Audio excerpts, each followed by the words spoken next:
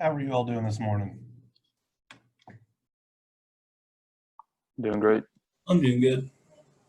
All right, so hopefully you guys had a chance to watch the video on instantaneous power and average power.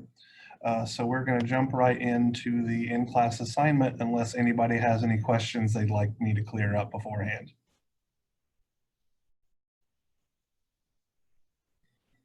All righty.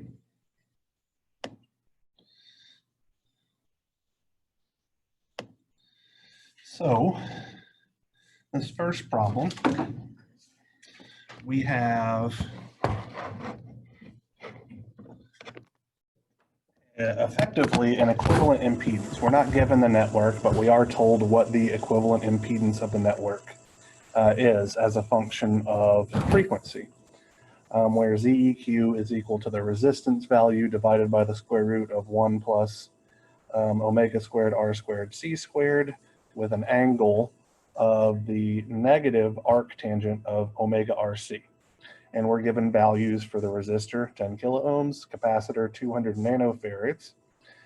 And we are told that if a current of I of t is equal to 2 sine 377t plus 22 degrees milliamps flows into the network, we want to figure out what the instantaneous power absorbed by the network is. So our generic equation for the instantaneous power absorbed by a network is given by P of t is equal to 1/2 Vm Im cosine theta v minus theta I plus 1/2 Vm Im cosine twice omega t plus theta v plus theta I. So the pieces of information that we are going to need to figure out are the magnitude of the voltage drop, the magnitude of the current, that's actually given to us, the phase angle of the voltage, and the phase angle of the current. So we are effectively going to work this problem in the frequency domain, even though we're looking to get a time domain equation, because the frequency domain, or analyzing the circuit, or doing the math in the frequency domain, I guess in this case, since there's no circuit to speak of, will allow us to get those pieces of information that we need in the shortest amount of time. So let's start with the current equation, okay?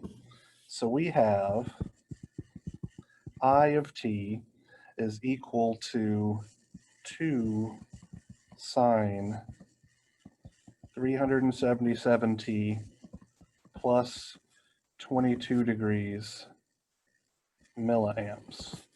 How can we convert this time domain current into a frequency domain phasor current?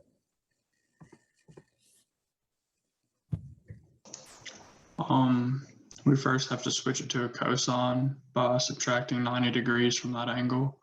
Okay, so it would be 2 cosine 377t minus, let's see, 68 degrees. Is my math right there?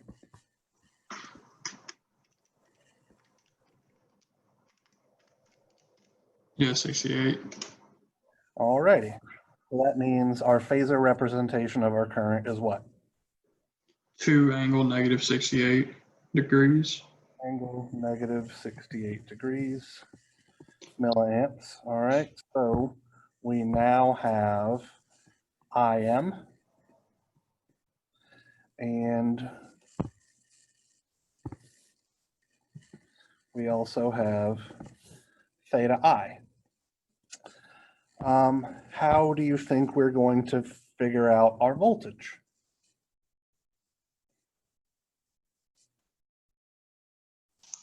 I was thinking we could solve for numerical values of ZEQ given our information. Okay. And then multiply those two. So the suggestion, I believe, is that V phasor is going to be equal to I phasor times ZEQ, which is just Ohm's law in the frequency domain. And that's a perfectly valid way of solving for V. So to that end, our equivalent impedance, ZEQ, 1 plus, let's see, omega in this case is what?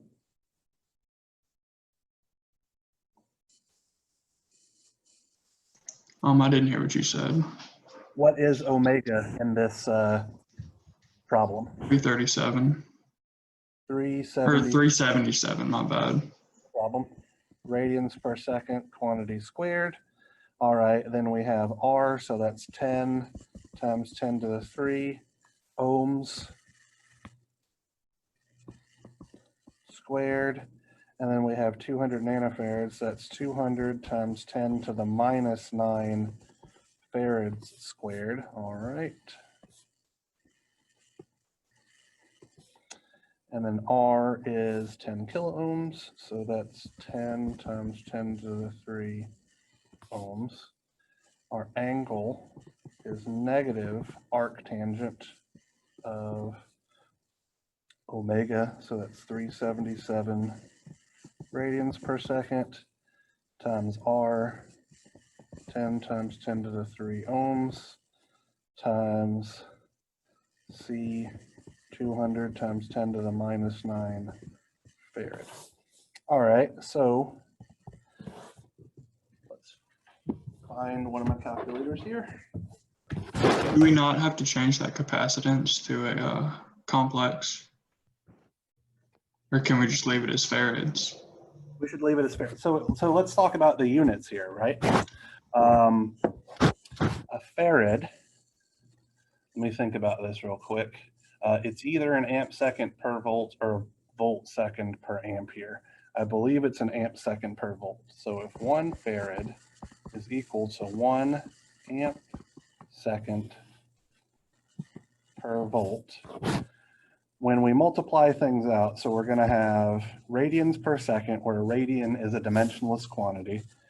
So our first thing, omega has units of 1 over seconds. An ohm is a volt per ampere. And then we have farads as ampere second over volts. This cancels, this cancels, this cancels, and this cancels. And we have a unitless denominator, which makes sense, right? Because we're expecting our impedance to be ohms. Yeah. So we do not need to change anything into the frequency domain there. Okay. All right, so we're going to have 10 times 10 to the 3 divided by the square root of 1 plus 377 squared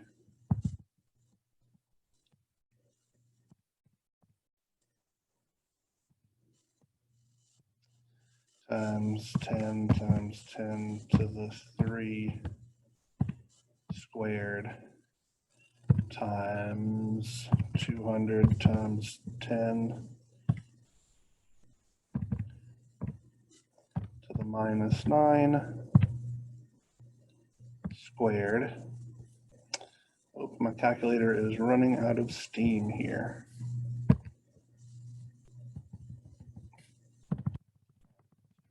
Slightly different way.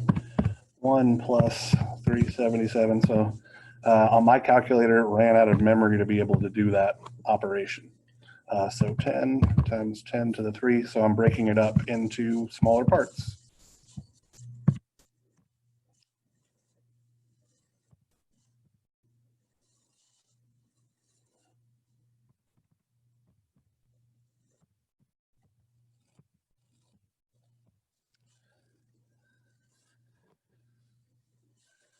I take the square root of that, I get that, and then 10,000 divided by that, I get 7,984 0.643 ohms with an angle of, let's see, negative inverse tangent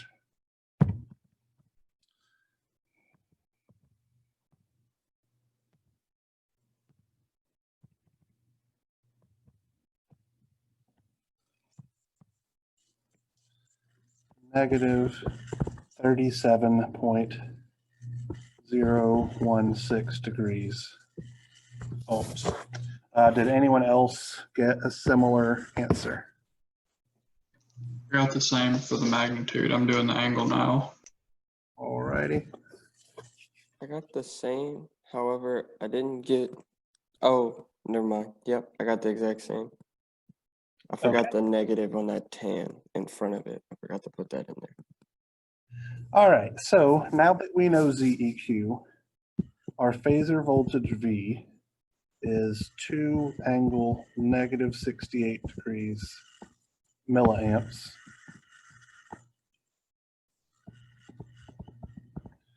times 7.984 angle negative 37.016 degrees kiloohms. And I'm expressing it in kiloohms because I know that a milliamp times a kiloohm is going to give me a volt.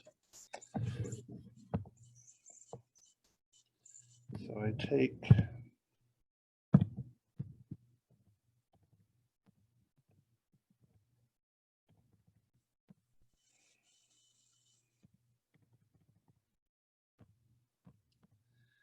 negative 68 times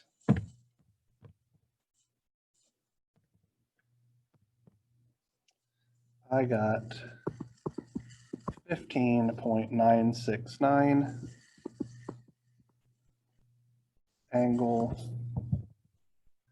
negative 105.016 degrees volts.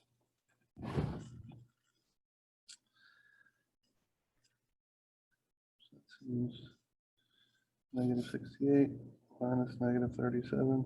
Yeah, okay, that seems reasonable enough to me.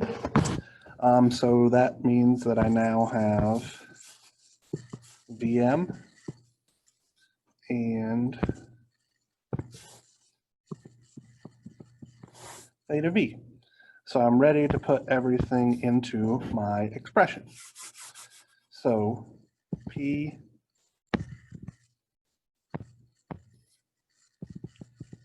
of T is going to be 1/2 times the magnitude of my voltage, 15.969 volts, times the magnitude of my current, 2 milliamps, times the cosine of theta V, which is negative 105.016 degrees, minus theta I, which is negative 68 degrees. And because I think I'm going to run out of room, plus 1/2 times 15.969 volts times 2 milliamps times the cosine of twice omega, 377 radians per second, times time, plus theta V, minus 105.016 degrees, plus theta I, negative 68 degrees. So if I do the math here, 0.5 times my magnitude, 15.969, times my current, 0.002, gives me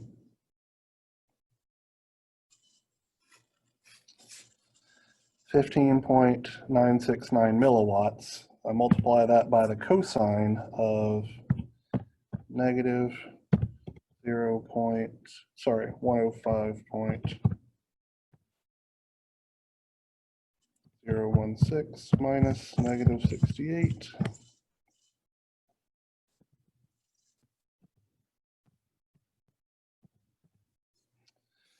So I get 12.751 plus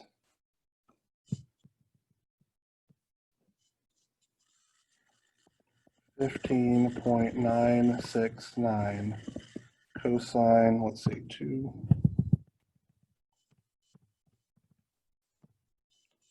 754 t minus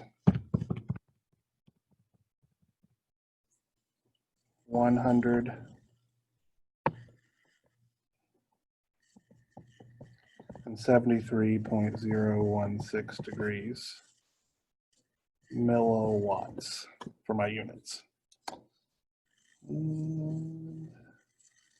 Things seem to be pretty hunky-dory there. So the answer that we got based on our analysis matches exactly the answer that I've supplied to you.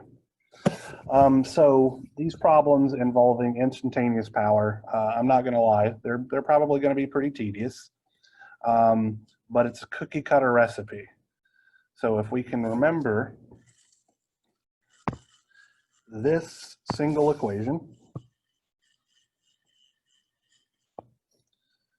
we can actually determine the instantaneous power for any circuit element.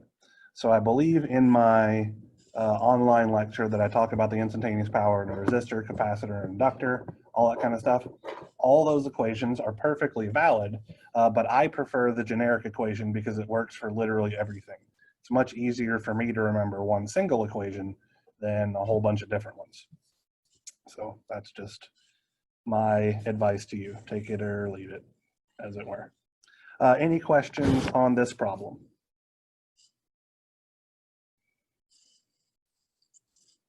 All right, hopefully fairly straightforward. Problem 2, we're told that we have 3 circuit elements connected in parallel, a current source, a resistor, and an inductor. All of the transients have long since died out, so we're assuming that we're operating at sinusoidal steady state, and we want to calculate the instantaneous power absorbed by each element at t is equal to 10 microseconds. So the first thing that I would do here would be to draw the circuit, but probably in the frequency domain. So we would have the current source in parallel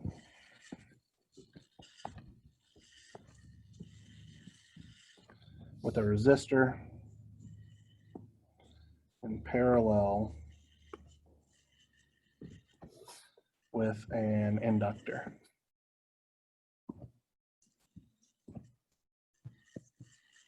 Like so. So what is the phasor representation of this current going to be?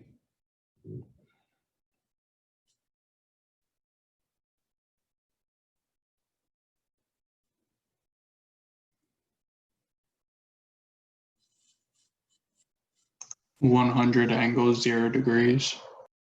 So 100 angle 0 degrees milliamps. I'm going to call that 0.1 angle 0 degrees amps. Because 100 milliamps is 1/10 of an amp. What is the impedance of my 1 kilo ohm resistor going to be?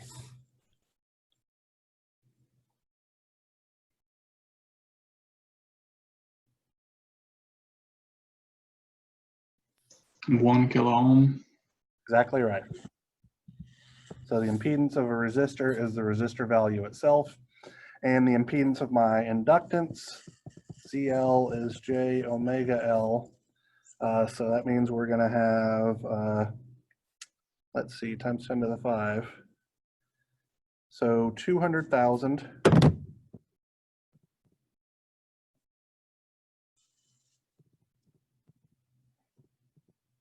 times 15 times 10 to the minus 3. So this will be a J 3000 ohm impedance. So since we want the instantaneous power absorbed by each element, we are going to need to know the voltage drop, which I'll call V of t, or actually I should do it as a phasor.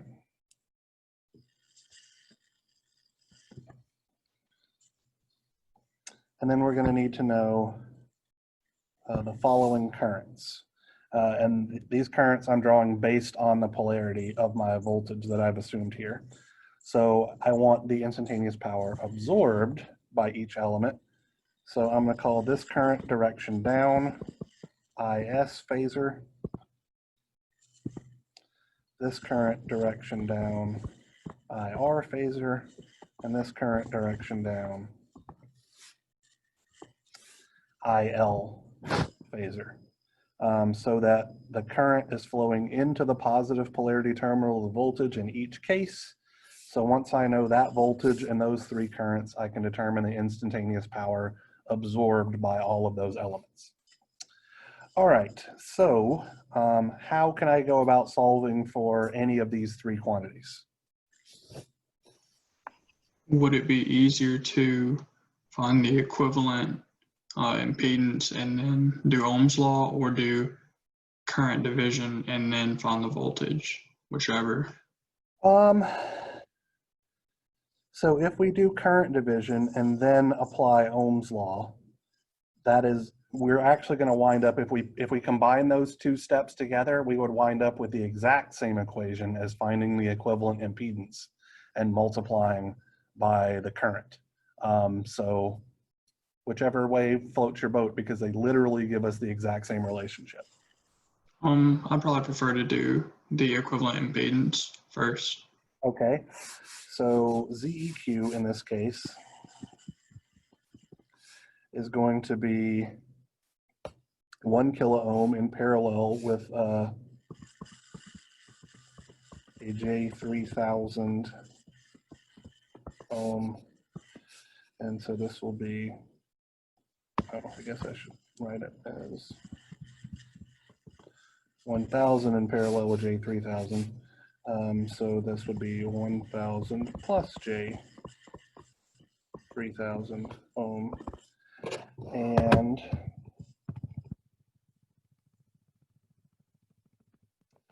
all right, so 1000 times 3000 I divided by 1000 plus 3000 gives me 948.683,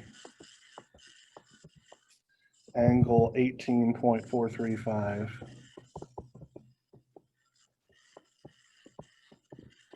Degrees ohms. And now using Ohm's law, V is 0.1 angle 0 degrees amps times 948.683 angle 18.435 degrees ohms should give me 94.868 angle 18.435 degrees volts.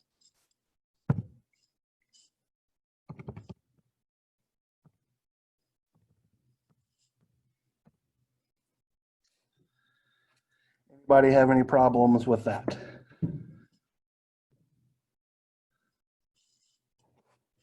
I don't think so. All righty. So now that we know what our voltage is, how can we determine our currents?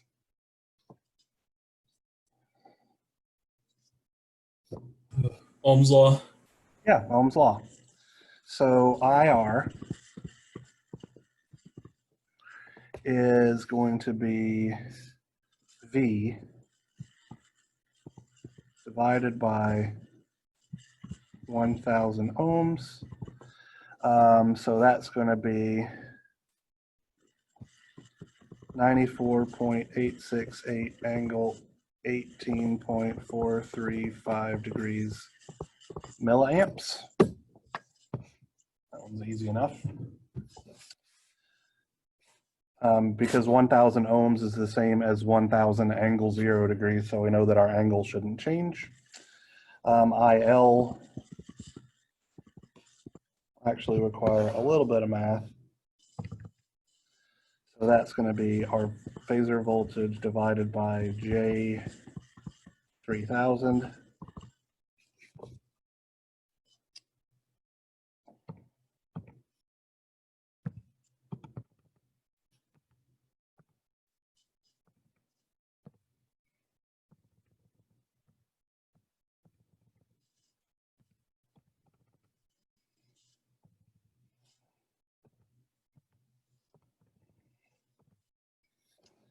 So I get 31.623 with an angle of negative 71.565 degrees.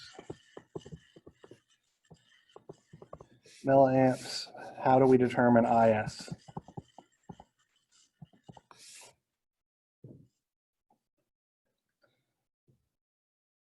KCL. So you're right, but there's an easier way. We know the current flowing up is 0.1 angle 0. So what's the current flowing down? Oh, that would be 0.1. That'd be negative 180 or 180. They're identical, so it really doesn't matter which one you choose. Let's just say 180 degrees. So for whenever it's the plus or minus 180 degrees, because you're using effectively a negative sign, those represent the exact same thing. So it really doesn't matter which one you choose. So you can't get it wrong. I just want to be clear about that. Well, all of these other ones are in milliamps, so I guess I'll do this one as 100 angle 180 degrees milliamps. Okay. So we now have enough information to determine our instantaneous power. I'll probably actually only hand work out one of these because the method is exactly the same for all three of them. So let's just calculate the power absorbed by the resistance at T is equal to what? 10 microseconds? Yeah.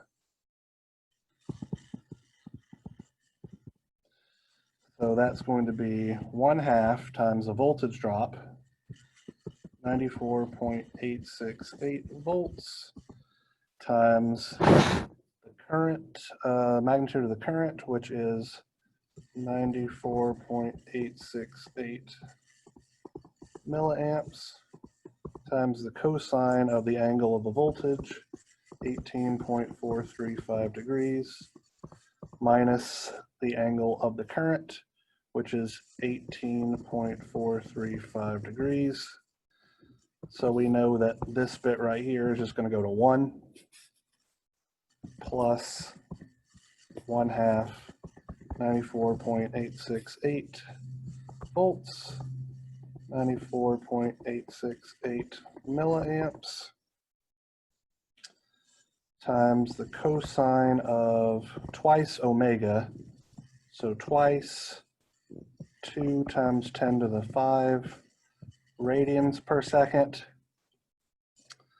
Okay, so if we carried on here, like if I put 10 microseconds here, multiplying these three numbers together would give me an angle.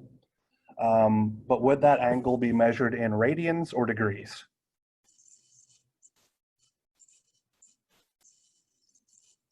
Right now, it's like radians. Right.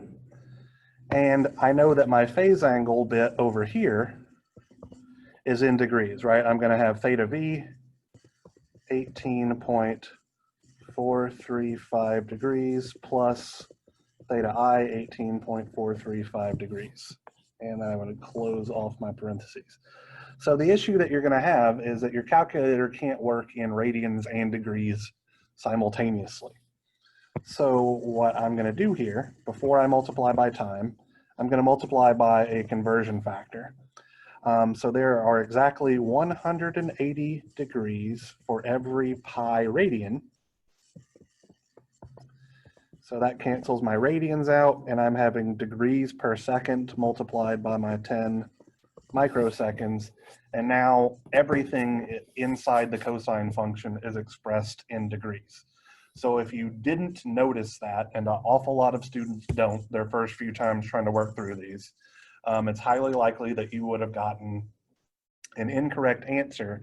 And the only reason your answer was incorrect is because you're adding radians to degrees inside your calculator, and it can't do it. So we need to implicitly do some form of conversion.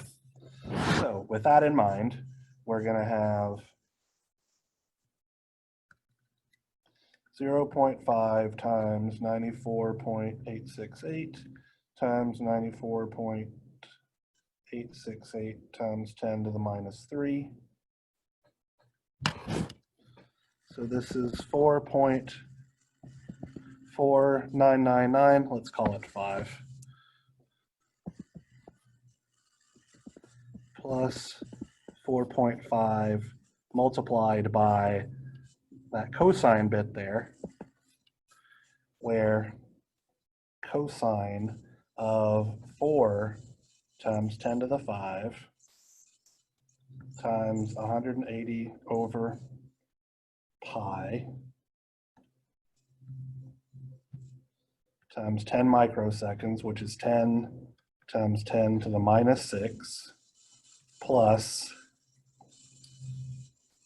18.435 plus 18.435 gives me negative 0.0688 and some change there.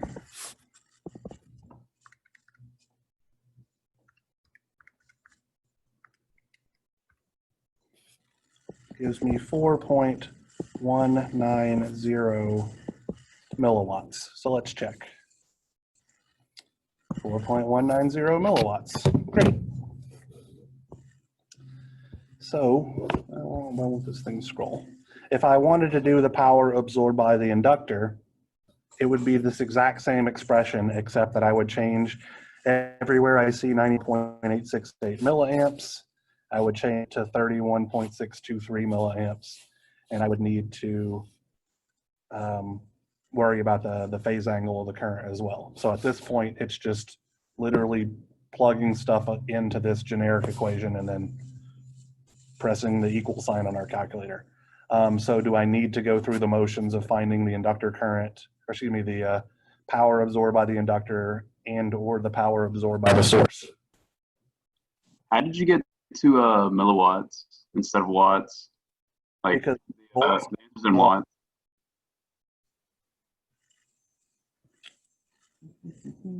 Let me double check what I did here in my calculation. Okay, so in my calculation, I did do 94.868 times 10 to the minus 3. So you were 100% correct. It should be watts. I got milliwatts because I saw volts times milliamps and forgot I had accounted for it in the calculator. So I apologize for that.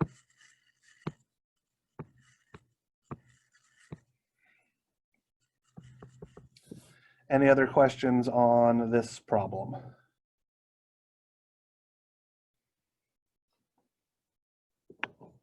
All righty. So for our last problem here, we want to determine the average power absorbed by each of the elements in this network. So that means that we're going to need, and we're looking for power absorbed. So let's define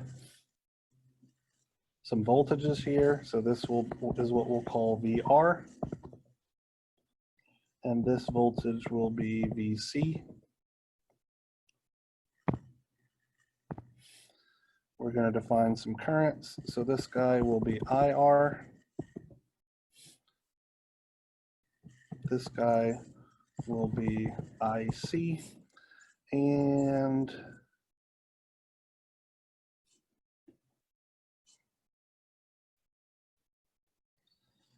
this guy down is going to be ICS. And the reason why I'm choosing to represent the current source voltage down is because the 4 ohm resistor is in parallel with the 12 amp source. And so I want a current that's flowing into the positive polarity terminal so that I can get the absorbed power. Alrighty, so with that in mind, how could we go about determining any of these quantities?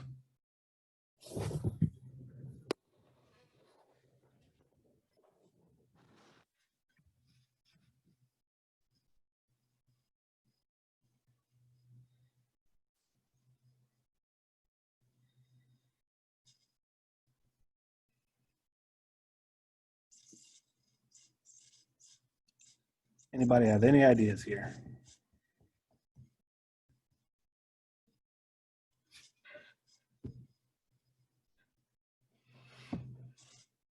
Wouldn't ICS just be 12 angle 180 degrees? Okay. So our phasor current ICS, we know for sure is just going to be 12 angle 180 degrees amps. All right. What about the other 4 quantities that we need? How could we go about determining any of those?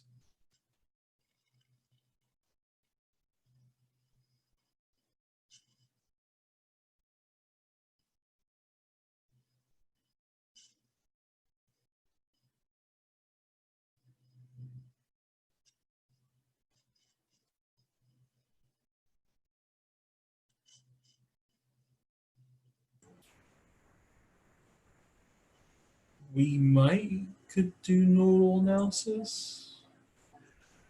Okay. I'll go first. So let's consider that. So the suggestion by Mr. Munoz is that we do nodal analysis. So let's think our way through that. I'm going to choose this bottom node as my reference, and I'm going to call this guy up here node A.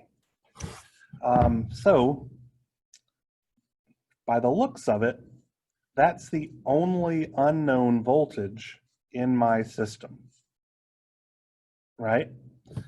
Because the voltage at this node over here is 4 angle 30 degrees volts with respect to ground because I have a super node effectively. So I feel like that's a pretty solid choice.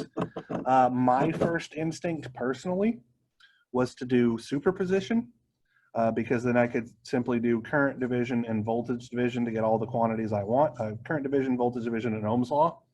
But I think your suggestion of nodal analysis, where we really only have one equation, one unknown, is shorter. So good eye. So if we apply Kirchhoff's current law at that node A,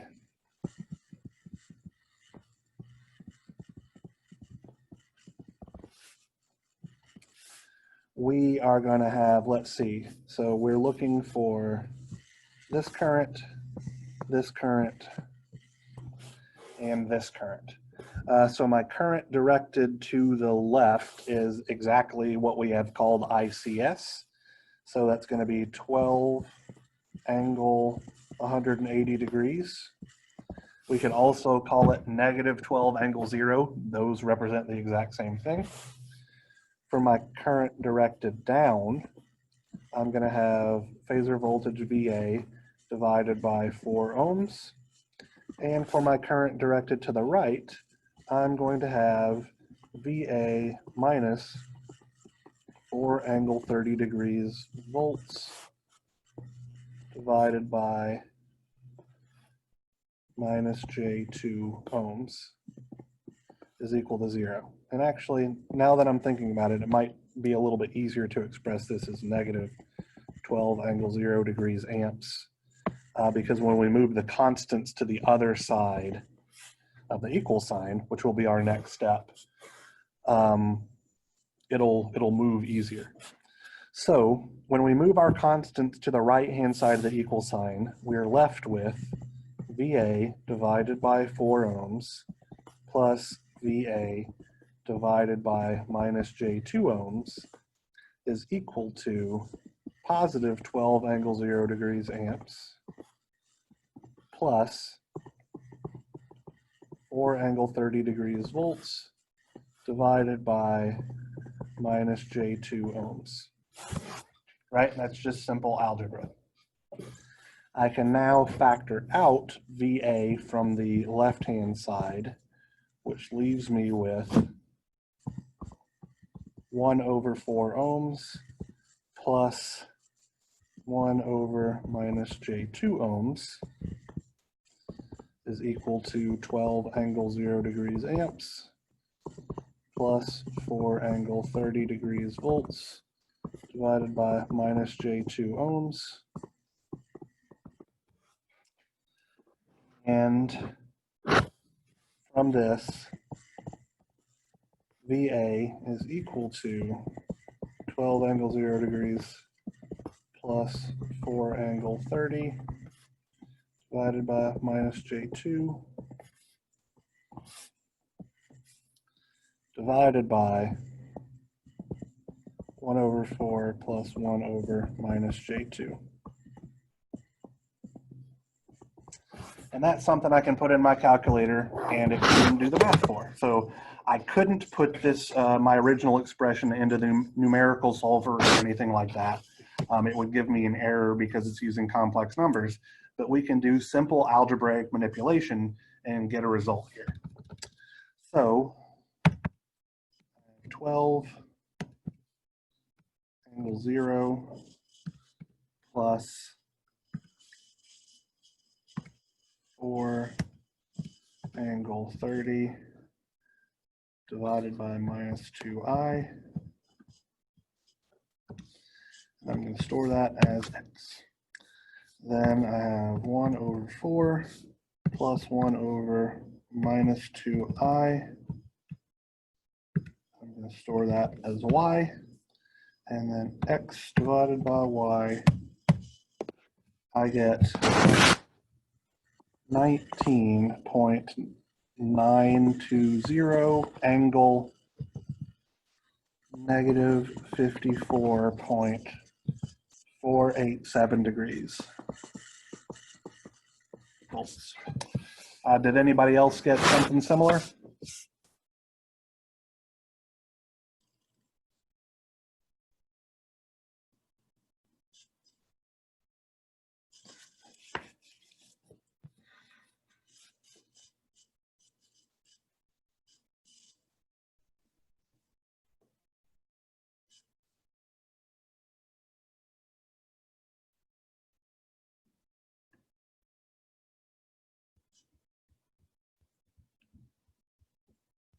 Yes, sir. That's what I got. Cool deal. All right, so now that we know that nodal voltage VA, how much other information do we have? Well, VA with respect to ground is the exact same voltage as VR, right? So VR is equal to VA is equal to 19.920 angle negative 54.487 degrees volts. And so we can then determine IR, which is going to be VR divided by 4 ohms.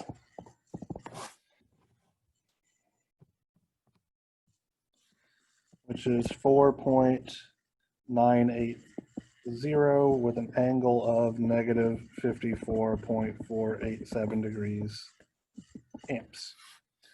How could we go about finding VC?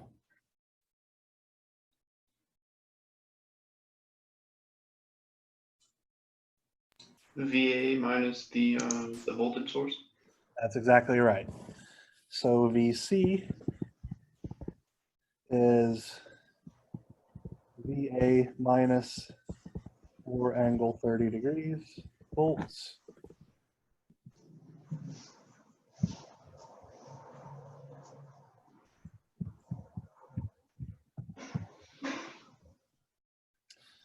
I get to be 19.937 with an angle of negative 66.006 degrees volts. And IC is simply VC divided by negative J2 ohms.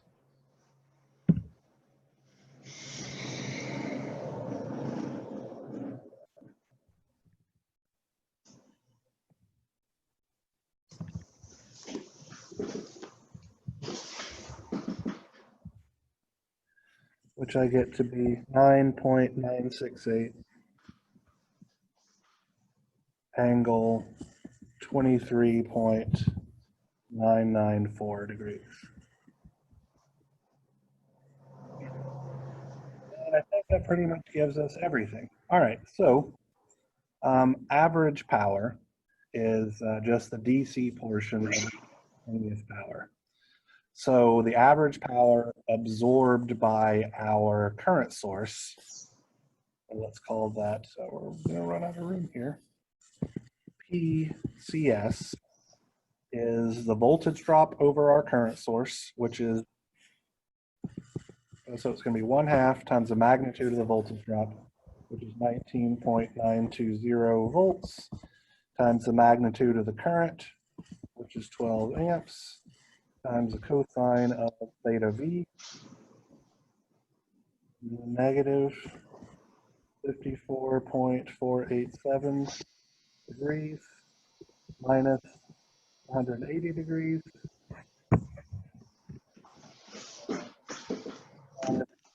19.920,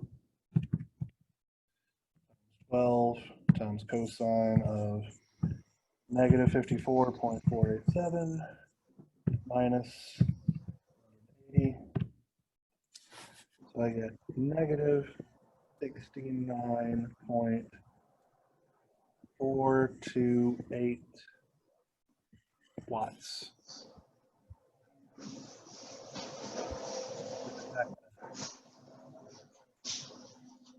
I'm just making a ton of noise in the background and isn't muted. Just a heads up. And we can use the same exact expression for all the other ones. So for instance, our resistor is going to be 1/2 the voltage drop over our resistor, 19.920 volts. The current flowing through our resistor, 4.980 amps, times cosine of theta V, negative 54.487 degrees, negative minus theta I, which is negative 54.487 degrees. So 0.5 times 19.920 times 4.980 is positive 49.601 watts, and so forth and so forth. So we could do all of these, again, just using the same generic equation. So I will leave the last, let's see, there's 2 elements up to you guys. Okay, so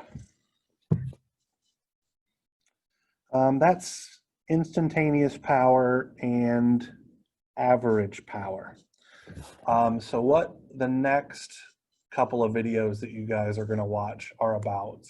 The first video that you'll watch is on effective values. And the reason that you need to use, understand what effective values are is because the complex power uses effective values in all of its calculations. So as a brief precursor to your effective value lecture, let's talk about what an effective value really means. So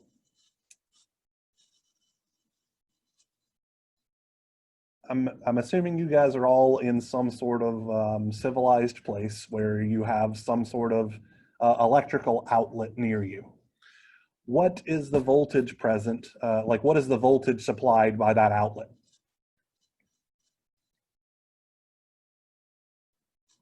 Anybody have any idea? I have no earthly idea. That's actually, I would like to know that. Does anybody else care to venture a guess? Has anybody ever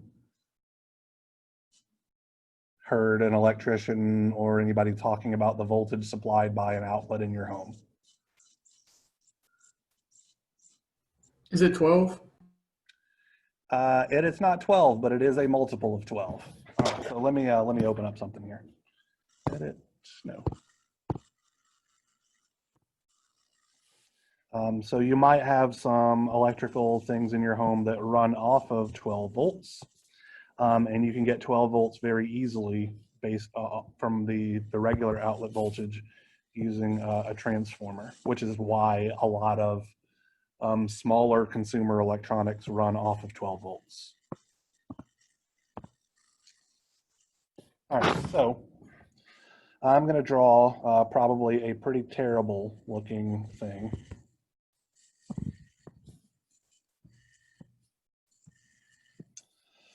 So I believe the long one is on the left, short one is on the right, and then there's usually something like this. So this is a probably pretty crappy drawing of an electrical outlet, one of a single receptacle. And in your home, most likely you have what are called duplex receptacles, where it's just two of these guys stacked on top of each other. So in your home, I'll do it this way. These aren't the wire colors that are typically used in your home, but I can't draw a white line. So you would typically have a red lead connected to the polarized plug. And this is what's called hot wire. And you would typically have, I guess I'll use black.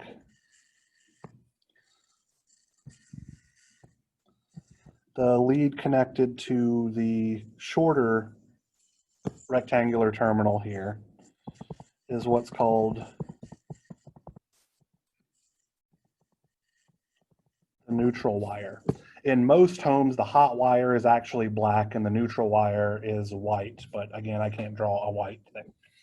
And then you would see a green wire, and this is ground, like actually tied to earth ground. And that ground connection isn't really part of most circuits. It's an external connection to literally the surface of the earth through a metal rod driven into the ground. And it's a way to dump off excess energy.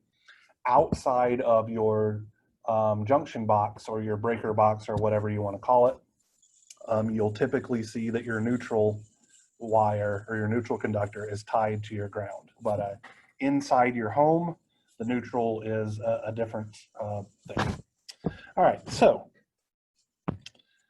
the commonly associated voltage across the polarized terminals of your receptacle is commonly referred to as 120 volts.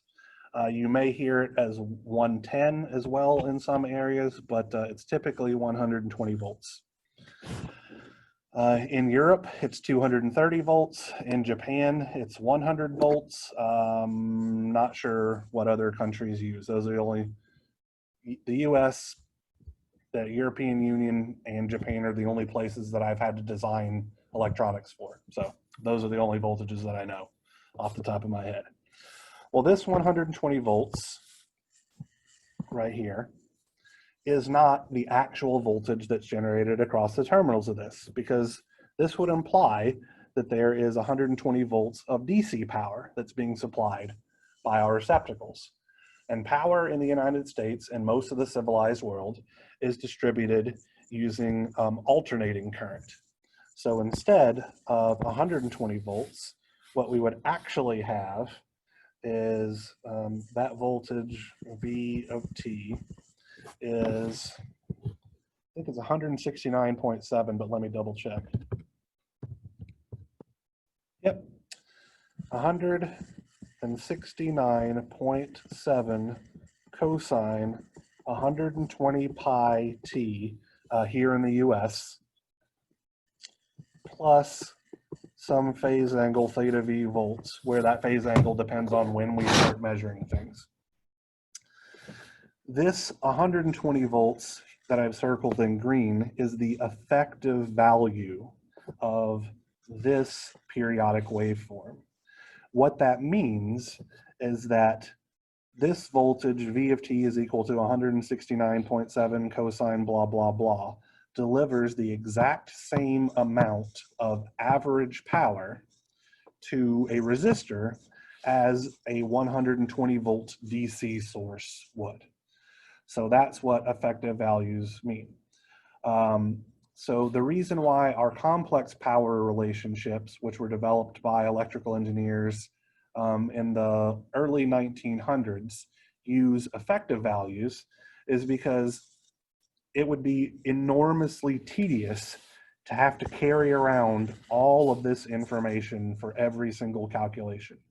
Instead, we use an effective value so that we can do simple DC calculations to determine what size of wire needs to go in your home, which then enables us to calculate proper breaker sizes and all that kind of stuff. So all of the work of an electrician or somebody working in the power industry is based off of these effective values. So that's why we're going to start there before we jump into our complex power relationships. And this is effectively just the first, I don't know, 3 or 4 minutes of that video, so I guess you can skip ahead. All right, any other questions before we duck out for the day?